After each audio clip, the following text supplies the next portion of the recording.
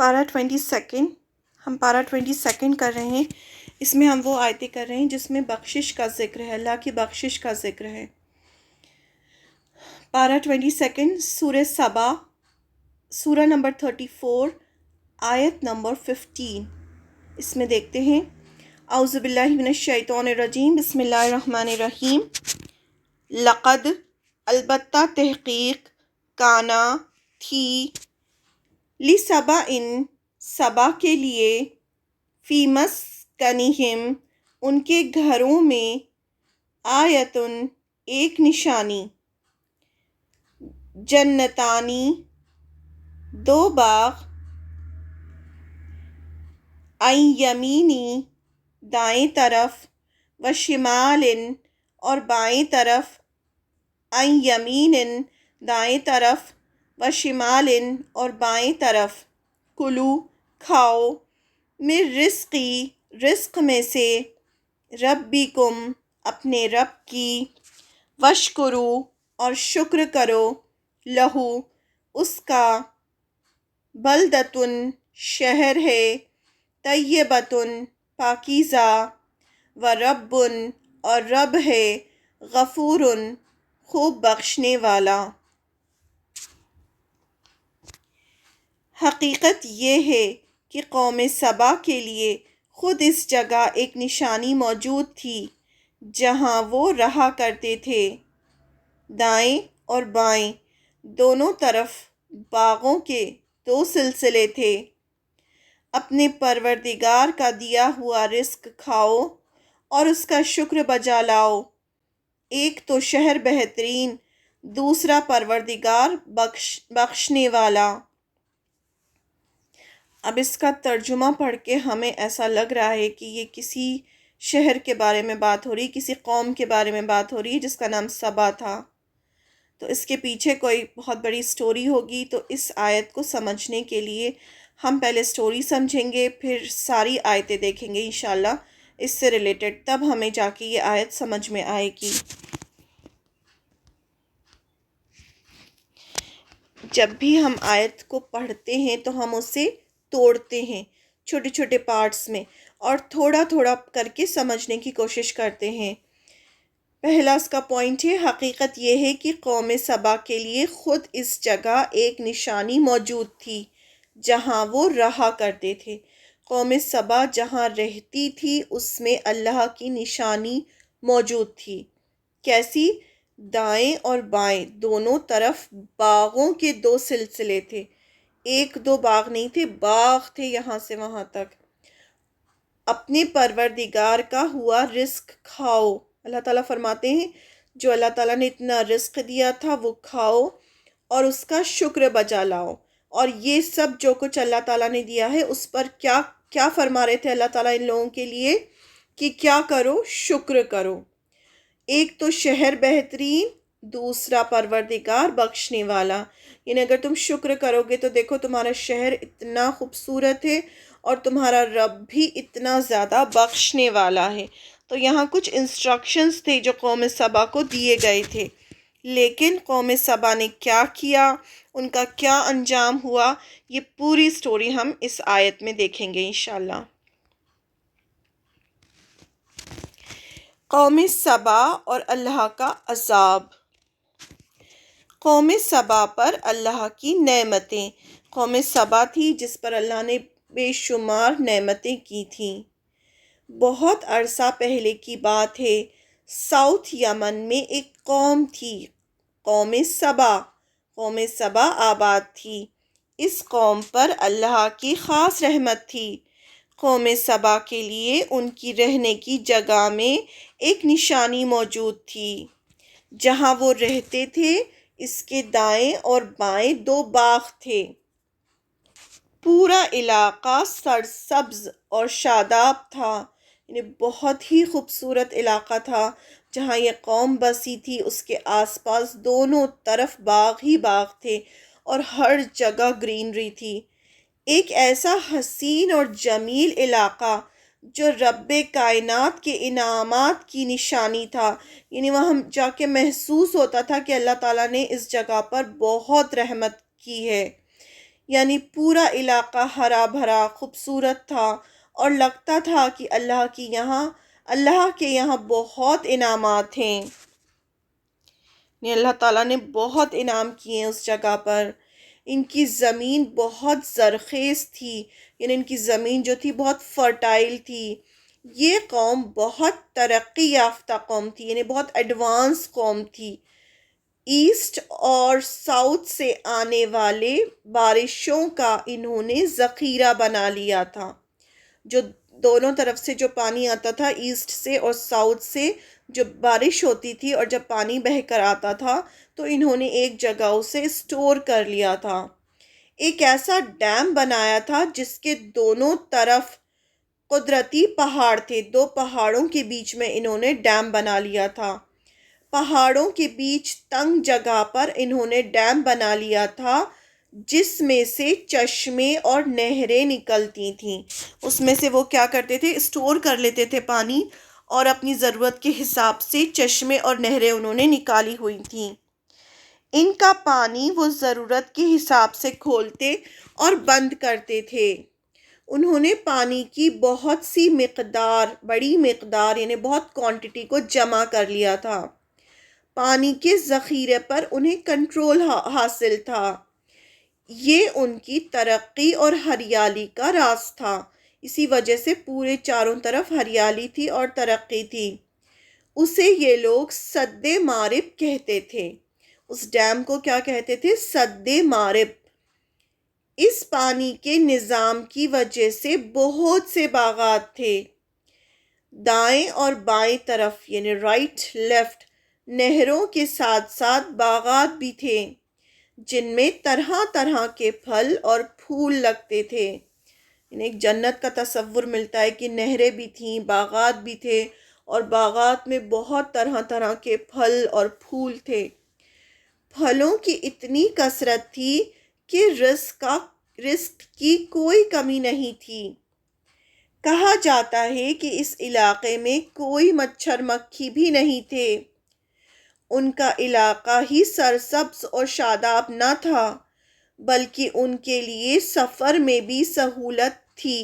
یہ ریالٹی ہے، یہ کوئی صرف کہانی نہیں ہے، اور اہل عرب یہ سبا کے بارے میں جانتے تھے، اور یہ پوری سٹوری جو تھی ان کو پتہ تھی کہ ہاں ایسی سبا جگہ تھی اور یہ چیزیں تھیں، یہ سب انہیں پتہ تھا، اسی کے بارے میں ہے یہ۔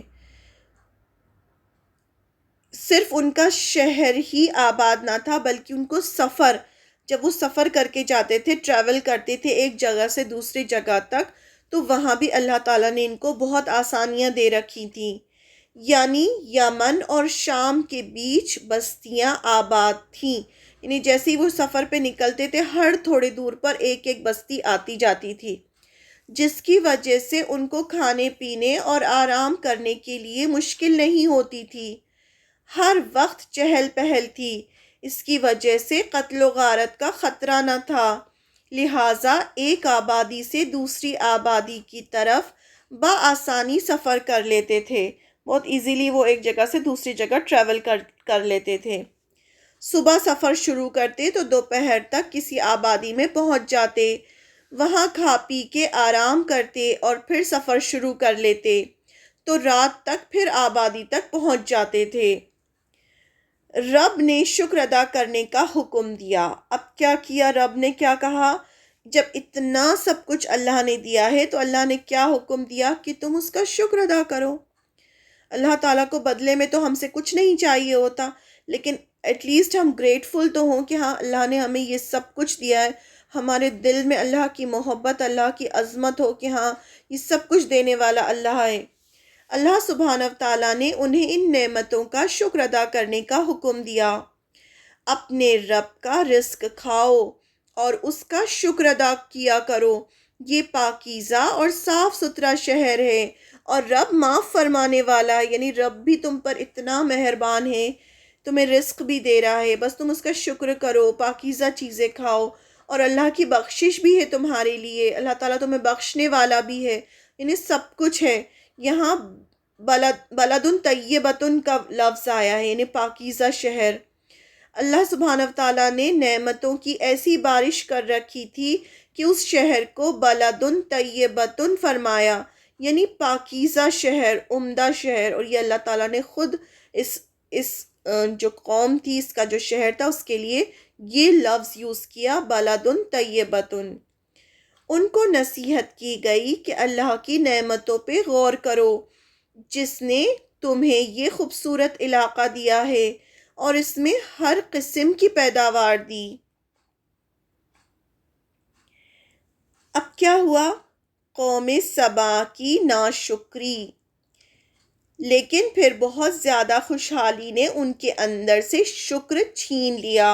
جب بہت چیز ملتی جاتی ہے تو انسان فار گرانٹیڈ لینے لگتا ہے اس کو، کہ چلو یہ تو مجھے ملنا ہی ہے، یہ تو ملتی جا رہی ہے۔ اللہ تعالیٰ نے ان کی اصلاح کے لیے ایک کے بعد ایک 13 پیغامبر بھیجے، لیکن نادان قوم نے اللہ سبحانہ و تعالیٰ کی ناشکری کی۔ جب یہ قوم ناشکری کرنے لگی تو اللہ تعالیٰ نے 13 پیغمبروں کو ایک کے بعد ایک بھیجا۔ اللہ تعالیٰ سب پہ رحم کرتے ہیں نا، اللہ تعالیٰ نہیں چاہتے کہ کوئی کسی پر عذاب بھیجے، تو اللہ تعالیٰ نے اس سے پہلے 13 پیغمبروں کو ان کی اصلاح کرنے کے لیے بھیجا تاکہ یہ صحیح راستے پر آ جائیں۔ اللہ کو کچھ نہیں چاہیے تھا، صرف یہ چاہیے تھا کہ لوگ اللہ کی شکر گزاری کریں اور صحیح راستے پر چلیں۔ لیکن نادان قوم نے اللہ سبحانہ تعالیٰ کی ناشکری کی اور مشقت کا سوال کر ڈالا۔ اب یہ اتنا زیادہ ان کو جب نعمتیں ملیں تو انہوں نے کیا کہا کہ ہمیں تو اتنی آسانی تو ہمیں نہیں چاہیے۔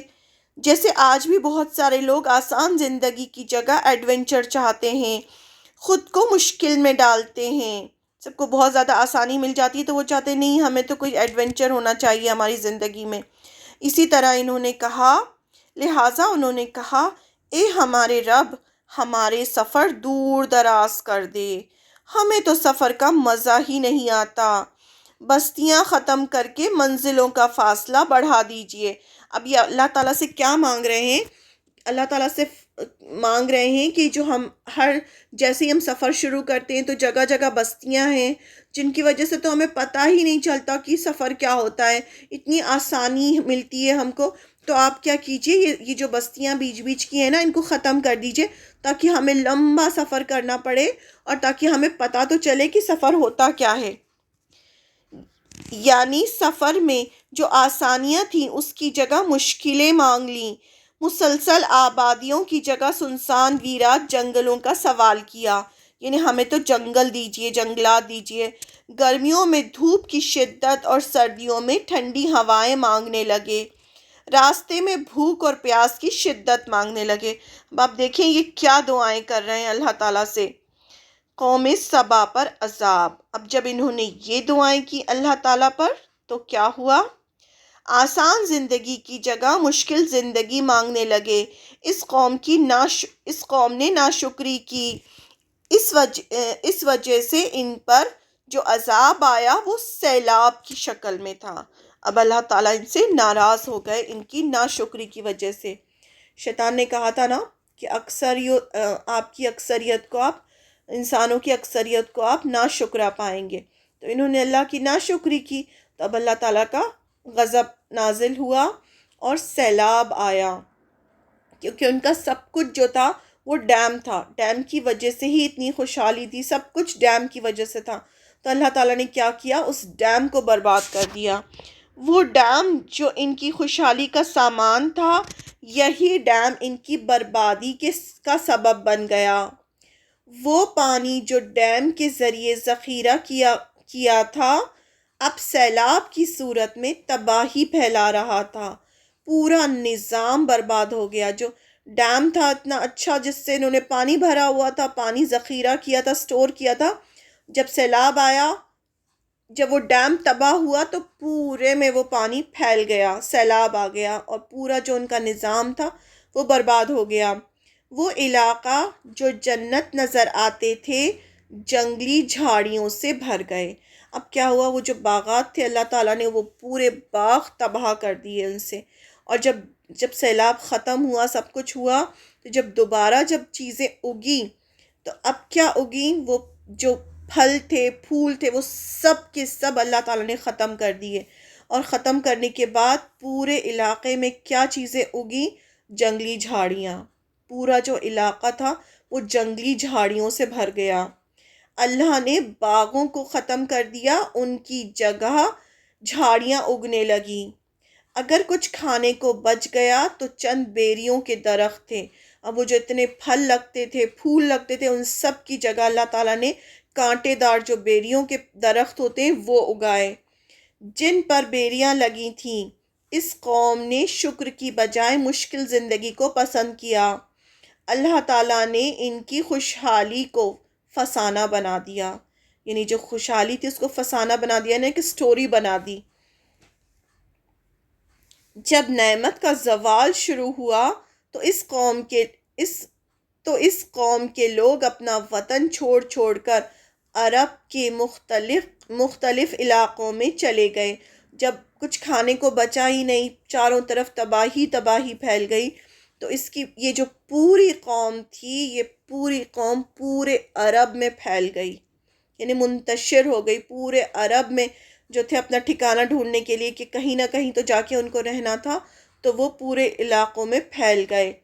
یہاں تک کہ سبا نام کی کوئی قوم ہی دنیا میں باقی نہ رہی. صرف اس کا ذکر فسانوں میں رہ گیا. صرف جو ذکر تھا نا وہ فسانوں میں رہ گیا، اور پوری جو قوم تھی وہ پوری برباد ہو گئی. آج بھی اہل عرب جب کسی گروہ کے انتشار یعنی جو بکھرنے کی بات، یعنی بکھرنے کا ذکر کرتے ہیں تو کہتے ہیں وہ تو ایسے بکھر گئے جیسے سبا کی قوم بکھری تھی. یعنی اہل عرب جانتے تھے سبا کے بکھرنے کو، ان کی ناشکری کو، ان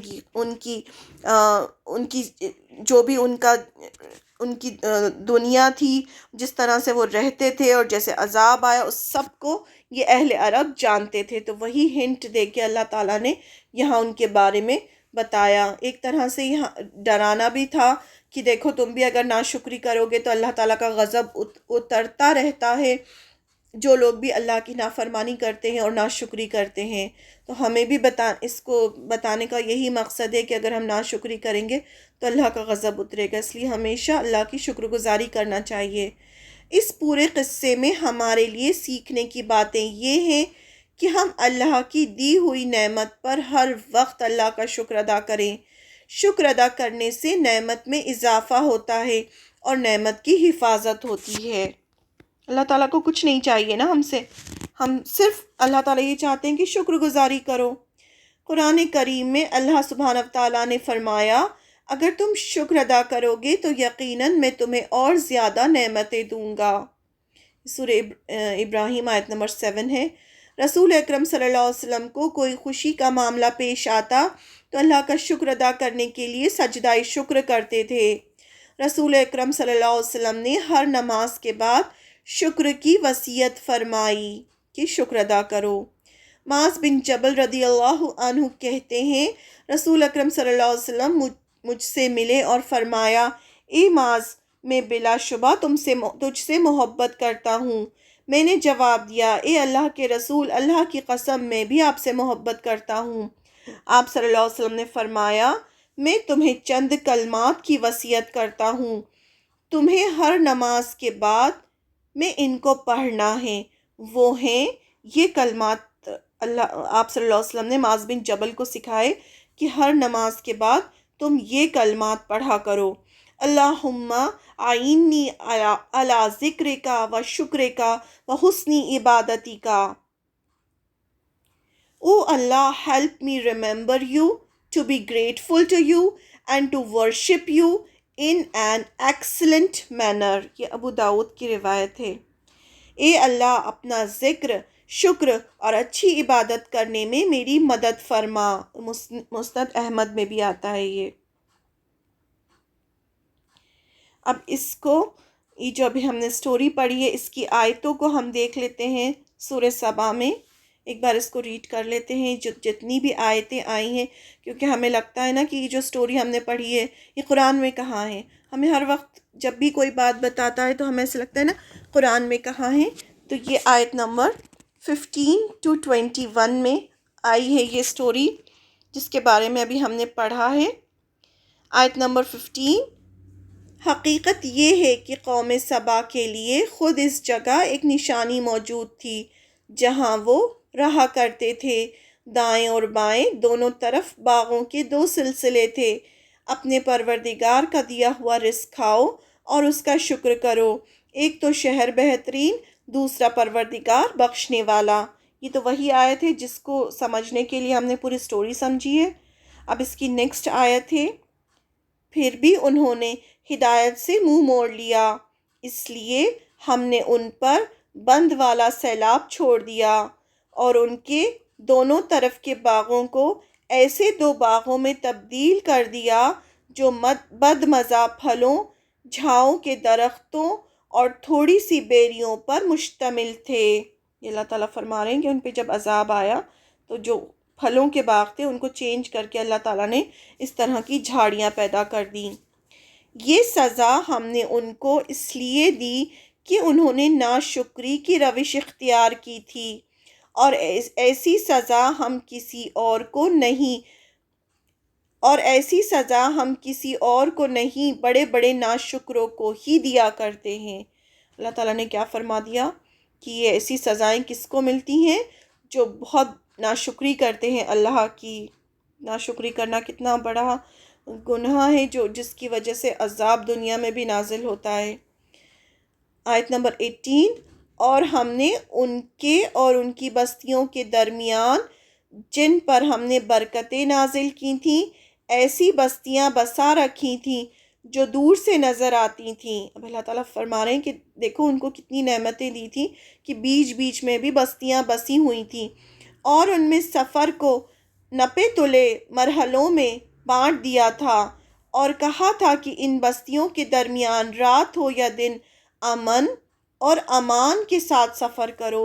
انہیں اللہ تعالیٰ اپنی نعمت بتا رہے ہیں کہ کس طرح سے ہم نے ان کو نعمت دی تھی کہ بیچ بیچ میں بھی بستیاں آباد تھیں، کہ ان کے لیے سفر اتنا آسان تھا۔ اس پر وہ کہنے لگے، ہمارے پروردگار ہمارے سفر کی منزلوں کے درمیان دور دور کے فاصلے پیدا کر دے، اور یوں انہوں نے اپنی جانوں پر ستم ڈھایا۔ یہ اللہ تعالیٰ فرما رہے ہیں کہ ہم نے تو ان کو اتنا دیا تھا لیکن انہوں نے ہم سے یہ دعا کی، جس کے نتیجے میں ہم نے انہیں افسانہ ہی افسانہ بنا دیا۔ یہ اللہ تعالیٰ فرما رہے ہیں کہ انہوں نے جب ایسی دعا کی تو ہم نے کیا کیا؟ ہم نے ان کو افسانہ بنا دیا، سٹوری بنا دیا، اور انہیں ٹکڑے ٹکڑے کر کے بالکل تتر بتر کر دیا۔ یقیناً اس واقعے میں اس شخص کے لیے بڑی نشانیاں ہیں جو صبر اور شکر کرنے والا ہے۔ یعنی یہ جو اللہ تعالیٰ نے پوری سٹوری ہمیں جو قرآن مجید میں بتائی، تو اس کے لیے یہ کس کے لیے نشانی ہے؟ جو صبر اور شکر کرتا ہے۔ یعنی جو صبر اور شکر کرنے والا ہے وہ پھر اور صبر کرے گا اور شکر کرے گا، اور اس کے لیے ان آیتوں میں نشانیاں موجود ہیں کہ اگر ہم شکر گزاری نہیں کریں گے تو اس طرح سے اللہ تعالیٰ ہم سے ناراض ہوں گے۔ پھر آیت نمبر 20 میں فرمایا، اور واقعی ان لوگوں کے معاملے میں ابلیس نے اپنا خیال صحیح پایا اور یہ اسی کے پیچھے چل پڑے، سوائے اس تھوڑے سے گروہ کے جو مومن تھا۔ ایک چھوٹا سا گروہ تھا اس میں جو صرف مومن تھا، باقی جتنے بھی لوگ تھے وہ سب ابلیس کے پیچھے چل رہے تھے۔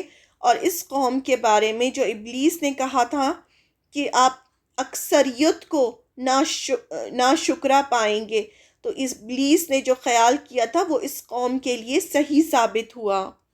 ابلیس نے کہا تھا کہ میں آدم کی اولاد کو بہکاؤں گا، اور اس قوم نے صحیح ثابت کر دیا، اور کچھ کو چھوڑ کر جو مومن تھے باقی سب شیطان کے بہکاوے میں آ کر اس کے پیچھے چل پڑے۔ ناشکری کرنا شیطان کی صفت ہے۔ آیت نمبر 21۔